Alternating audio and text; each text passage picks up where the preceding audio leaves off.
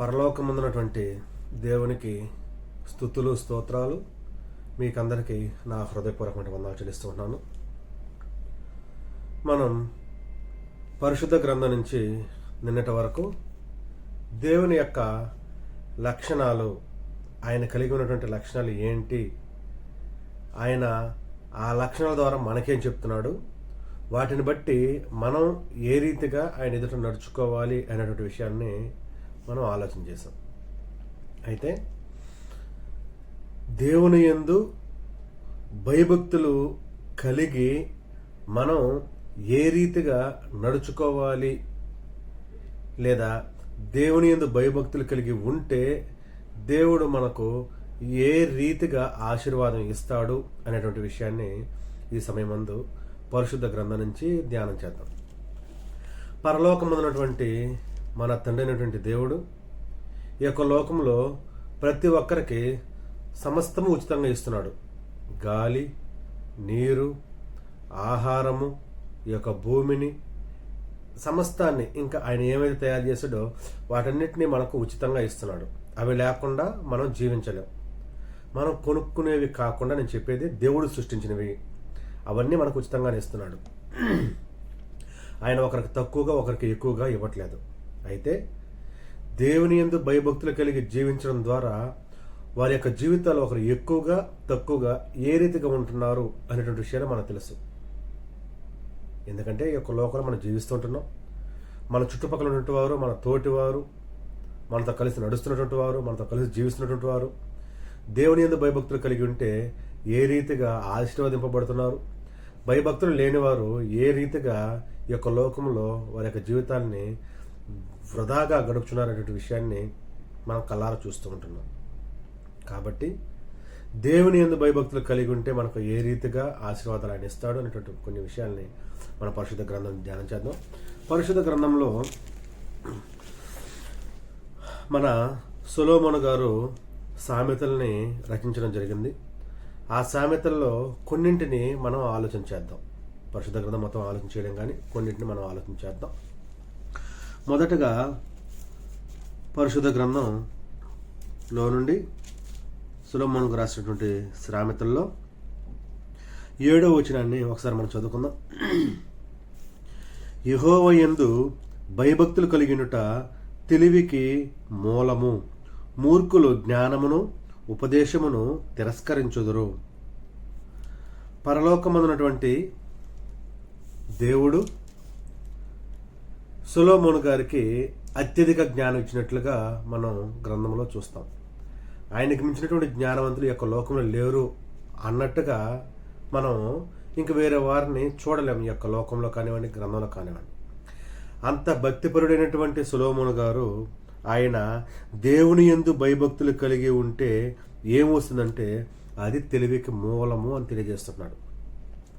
మనకు ఈ యొక్క లోకంలో తెలివి కొరకు, జ్ఞానము కొరకు మనం ఎక్కువగా ప్రయాసపడుతూ ఉంటాం. ఎక్కడ దొరుకుతుంది తెలివి, ఎక్కడ దొరుకుతుంది జ్ఞానం అని. అయితే ఇక్కడ ఆయన మనకు తెలియజేసేది ఏంటంటే, మీకు తెలివి కావాలన్నా, జ్ఞానము కావాలన్నా దేవుని యందు భయభక్తులు కలిగి ఉంటే వచ్చేస్తుంది అనేటువంటి ఒకే ఒక స్టేట్మెంట్ని ఇక్కడ సొలొమోను గారు మనకి ఇస్తున్నారు. ఆ తర్వాత మరొక వచనాన్ని మనం పరిశుద్ధ గ్రంథం నుంచి ఆలోచించేద్దాం. ఇందులో నుంచి మనం ఆలోచించేస్తున్నాం సామెతల నుంచి. సామెతలు 8:13 వచనం.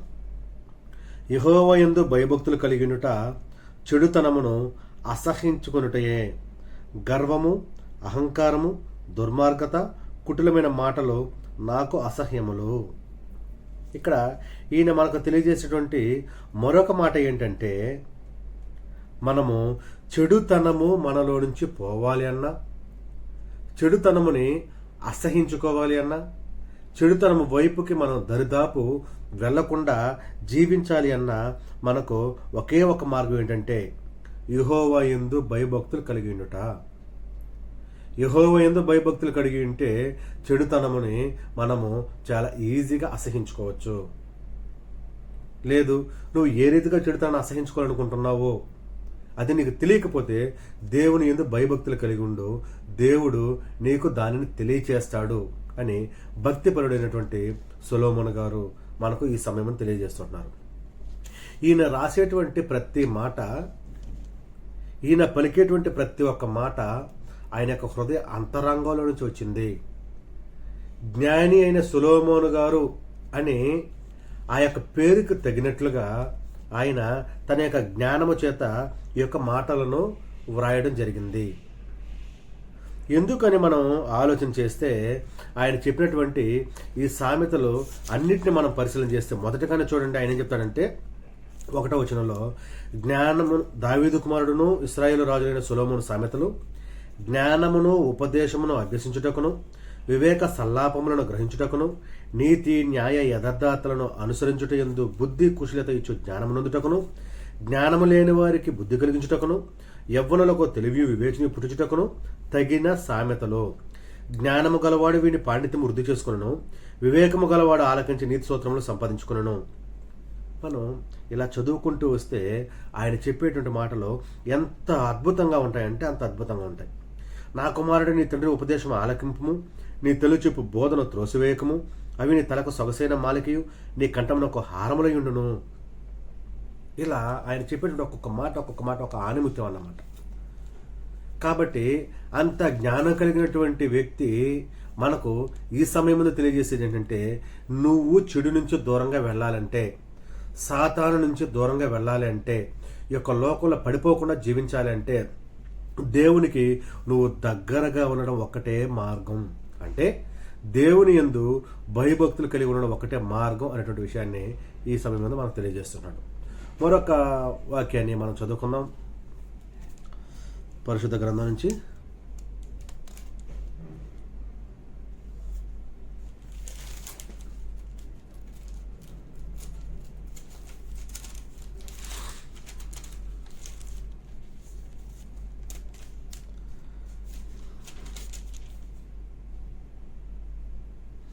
తొమ్మిదో అధ్యాయం 10వ వచనం చూడండి. యెహోవా యందు భయభక్తులు కలిగి ఉండుటే జ్ఞానమునకు మూలము, పరిశుద్ధ దేవుని గురించిన తెలివియే వివేచనకు ఆధారము. ప్రియమైనటువంటి వారలారా, ఇక్కడ మనం ఇంతకుముందే మనం ఆలోచన చేసాం. ఏంటి అంటే, మనకు ఈ యొక్క లోకములో జ్ఞానము కావాలంటే, జ్ఞానము కలిగినటువంటి వారుగా మనం బ్రతకాలి అంటే, మంచి చెడులను వివేచించగలిగేటువంటి జ్ఞానము మనకు రావాలంటే, ఈ యొక్క లోకంలో జీవిస్తున్నప్పుడు, మనం బ్రతుకుతూ ఉన్నప్పుడు జ్ఞానము కలిగి జీవిస్తూ సమస్యల నుంచి తప్పించుకొని వెళ్ళాలి అంటే, జ్ఞానము కలిగి జీవిస్తూ దేవునికి దగ్గర అవ్వాలంటే, జ్ఞానము కలిగి జీవిస్తూ సమయస్ఫూర్తితో వచ్చేటువంటి సమస్యల నుంచి బయటపడాలి అంటే, ఖచ్చితంగా ప్రతి మానవునికి, ఈ యొక్క లోకంలో నుండి ప్రతి వ్యక్తికి ఒకటి ఆధారము. ఏంటి అంటే, యెహోవా యందు భయభక్తులు కలిగి ఉండడమే. యెహోవా యందు భయభక్తులు మనం కలిగి ఉంటే సమస్తమైనటువంటి జ్ఞానం మనకు అనుగ్రహింపబడుతుంది. జ్ఞానం ఎక్కడ దొరుకుతుంది, ఎవరి దగ్గర దొరుకుతుంది, ఎవరి దగ్గర నేర్చుకోవాలి, ఏ పుస్తకంలో నేర్చుకోవాలి అని ప్రయాసపడుతూ తపన పడుతూ దానికోసం వెతకడం కంటే, దేవుని దగ్గరకు వచ్చి పరిశుద్ధ గ్రంథం దగ్గర కూర్చొని ప్రార్థన చేసి దాన్ని చదువుకొని ఆయనకు దగ్గరైతే చాలు, సమస్త జ్ఞానాన్ని దేవుడు మనకు అనుగ్రహిస్తాడు.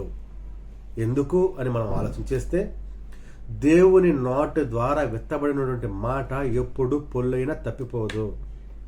ఆయన అవునంటే అవును, కాదంటే కాదు, అంతే. నోటి మాట చేత సమస్తాన్ని సృష్టించినటువంటి ఆ యొక్క దేవుడు ఆయన దగ్గరకు వచ్చి ఆయనకు లోబడి భయము భక్తి కలిగి ఆయన యొక్క ఆజ్ఞలను తూచా తప్పకుండా పాటిస్తూ ఈ యొక్క లోకంలో బ్రతికితే సమస్త జ్ఞానాన్ని మనకు ఇవ్వగలడు. కాబట్టి ప్రియమైనటువంటి వారలారా, మనము యెహోవా యందు భయభక్తులు కలిగి ఉంటే మనకు జ్ఞానము వస్తుంది, దీర్ఘ ఆయువు కలుగుతుంది, మనకు ఆయుష్ పెంచబడుతుంది అనేటువంటి విషయాన్ని ఈ సమయమందు మనం తెలుసుకోవాలని మీకు తెలియజేస్తూ ఉంటున్నాను. మరొక వచనం చదువుకుందాం. ఇప్పుడు దీంట్లో ఆలోచన చేసాం ఏంటంటే, సరే వచనం చదువు చెప్తాను చూడండి. సామెతలు 10వ అధ్యాయం 27వ వచనం చూస్తే, యెహోవా యందు భయభక్తులు కలిగినట దీర్ఘ ఆయువుకు కారణము, భక్తిహీనుల ఆయుష్ తక్కువైపోవును, నీతిమంతుల ఆశ సంతోషం పుట్టించును. ప్రియమైనటువంటి సహోదరి సహోదరులారా, 10వ అధ్యాయం 27వ వచనంలో కూడా దేవుడు మనతో సెలవుసినది ఏంటంటే, నీకు దీర్ఘ ఆయుష్ కావాలా? నువ్వు హాస్పిటల్కి వెళ్ళాల్సిన అవసరం లేదు. నువ్వు బలమైనటువంటి ఆహారం తీసుకోవాల్సిన అవసరం లేదు. లేదా నువ్వు రకరకాల ట్రీట్మెంట్ తీసుకోవాల్సిన అవసరం లేదు. నేను ఏ రీతిగా బ్రతకాలో, లేదా దేవుని యొక్క కృపను బట్టే కాకుండా వారికి వారు సొంతంగా ఆలోచన చేసి 100 సంవత్సరాలు బ్రతకాలి, 120 సంవత్సరాలు బ్రతకాలి అని ఆలోచన చేసి ముందుకెళ్ళి దానికోసం ప్రయాసపడి సైంటిఫిక్గా అనేక రకాలైన ట్రీట్మెంట్స్ తీసుకోవడం, అనేక రకాల ప్రయోగాలు చేయడం సైంటిస్టులు చేసినట్టుగా ఇవన్నీ చేయాల్సినటువంటి అవసరం లేదు. ఎందుకు అంటే దీర్ఘ ఆయువును ఇచ్చేది మన దేవుడైనటువంటి యెహోవాయే. మరి ఆయుష్ తక్కువ ఇచ్చేది ఎవరు? ఆయనే. భక్తిహీనుల ఆయుష్ తక్కువైపోవును. ఎవరైతే భక్తిహీనులుగా యొక్క లోకంలో జీవిస్తున్నారో వారి ఆయుష్ తక్కువైపోతుంది. ఎవరైతే యెహోవా యందు భయభక్తులు కలిగి జీవిస్తారో వారికి ఆయన దీర్ఘ ఆయుష్నిస్తాడు. అందుకే ఆయన చెప్తాడు, ఈ యొక్క లోకంలో మనం బ్రతికేటప్పుడు మన ముందు ఉన్నటువంటి భక్తు పరులని మనం ఆదర్శంగా తీసుకొని వారి యొక్క క్రమమైనటువంటి మార్గాల్లో మనం నడవాలి. అలా నడుస్తూ ముందుకు వెళితేనే మనం ఏ రీతిగా జీవించాలో భయభక్తులు కలిగి మనకు తెలుస్తుంది. దేవుడు మామూలుగా యొక్క లోకంలో 60 నుంచి 70 సంవత్సరాల వరకు ఇస్తాడు. ఇంకా ఆయన ఎక్కువగా ఆశపడితే, అంటే ఎక్కువగా దేవుడు మనకు అనుగ్రహిస్తే ఇంకొక 10 సంవత్సరాలు పెంచు. 60 అనుకుంటే 70 సంవత్సరాలు, 70 అనుకుంటే 80 సంవత్సరాలు, అంతే. దేవుడు ఆశీర్వదిస్తేనే. లేకపోతే అర్ధాంతరంగా కూడా ఆయుష్ వదిలేసుకోవాల్సినటువంటి అవసరం ఉంటుంది ఈ యొక్క లోకంలో. ఎంతో మందిని చూస్తున్నాం. వారు బ్రతకలేక కొద్దిమంది, అప్పుల బాధతో కొద్దిమంది, ఆకలి బాధతో కొద్దిమంది, ఆరోగ్య సమస్యలతో కొద్దిమంది, చేతగాని తనమతో కొద్దిమంది, కుటుంబ సమస్యలతో కొద్దిమంది, ప్రేమల విఫలమయ్యే కొద్దిమంది, కుటుంబంలో భార్యల చేత బాధింపబడి కొద్దిమంది, భర్తల చేత బాధింపబడి కొద్దిమంది, పిల్లలు, యవ్వనస్తులు ముఖ్యంగా ఇలా రకరకాలుగా వారి యొక్క ఆయుష్ను అర్ధాంతరంగా ముగించేసుకుంటున్నారు. ఎందుకంటే వారికి దేవుని యొక్క వాక్యము తెలియదు. దేవుని యందు భయభక్తులు కలిగి నడుచుకుంటే మనకు దీర్ఘ ఆయుష్ వస్తుందనేటువంటి విషయం తెలియదు. ఆ యొక్క సమస్య నుంచి తప్పించుకోవడానికి దేవుని యొక్క వాక్యమే మూల కారణం అని తెలియదు. ఈ యొక్క లోకాన్ని విడిచిపెట్టి దేవుని దగ్గరకు వస్తే సమస్తం అనుగ్రహిస్తాడని వారికి తెలియదు. కాబట్టి నా ప్రియమైనటువంటి వారలారా, మన యొక్క లోకంలో ఎక్కువ కాలం బ్రతకాలంటే, దీర్ఘ ఆయుష్ కలిగి జీవించాలంటే ఇదిగో దేవుని యందు భయభక్తులు కలిగి జీవించడమే మనకు ఉన్నటువంటి ఒకే ఒక మార్గం. కాబట్టి మనమందరము కూడా ఇప్పుడు చెప్పబడినటువంటి సామెతలు, ఈ విషయాలన్నింటినీ మనం దృష్టిలో పెట్టుకొని దేవుని యందు భయభక్తులు కలిగి ఉంటే తెలివికి మూలమని, దేవుని యందు భయభక్తులు కలిగి ఉంటే చెడుతనమును మనం అసహించుకోవచ్చని, అదే రీతిగా దేవుని యందు భయభక్తులు కలిగి ఉంటే మనకు జ్ఞానం వస్తుందని, అదే రీతిగా దేవుని యందు భయభక్తులు కలిగి ఉంటే దీర్ఘ ఆయుష్ మనకు వస్తుంది అనేటువంటి విషయాన్ని మీరు దృష్టిలో పెట్టుకొని మన యొక్క భక్తి జీవితాన్ని కొనసాగించుకోవాలని మీకు ప్రేమతో తెలియజేస్తూ ముగిస్తూ ఉంటున్నాను.